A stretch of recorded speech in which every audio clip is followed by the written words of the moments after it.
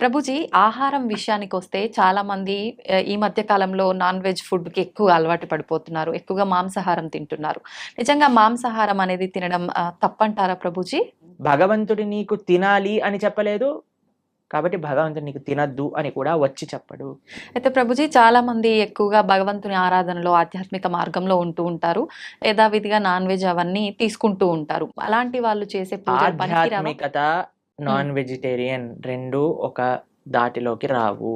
రావు. Okay. పూజలు, పునస్కారాలు వేరే విషయం అండి. పూజలు, పూజలు. పునస్కారాలు చేస్తూ నువ్వు నాన్ వెజిటేరియన్ తింటున్నావు, అది వేరే విషయం. నాన్ వెజిటేరియన్ ఆధ్యాత్మికం అవ్వలేడు.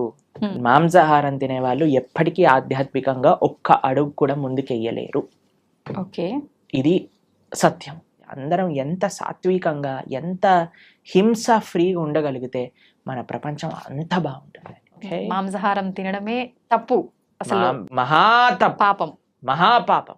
పాపం కాదు, మహాపాపం. మహాపాపం. ఆధ్యాత్మికంగా వెళ్ళే వ్యక్తి నాన్ వెజిటేరియన్ తినలేడు. ఆధ్యాత్మికత అనేసరికి భగవంతుడు ఏంటి, భగవంతుడు ఏం చెప్పాడు అని అర్థం చేసుకోవటం ఆధ్యాత్మికత. ఓకే. భగవంతుడు నన్ను ఎలా జీవించమని చెప్పాడో అర్థం చేసుకొని జీవించటం ఆధ్యాత్మికత. మనం 100 పూజలు చేయి, పునస్కారాలు చేసుకొని ఏదైనా చేసుకోండి, కానీ భగవంతుడు జీవించమన్న జీవన విధానాన్ని మనం ఆచరించకపోతే he will not care for us. భగవంతుడు ఏం చెప్పాలనుకుంటున్నారో తెలుసుకొని దాన్ని ఫాలో అవ్వటం ఆధ్యాత్మికత.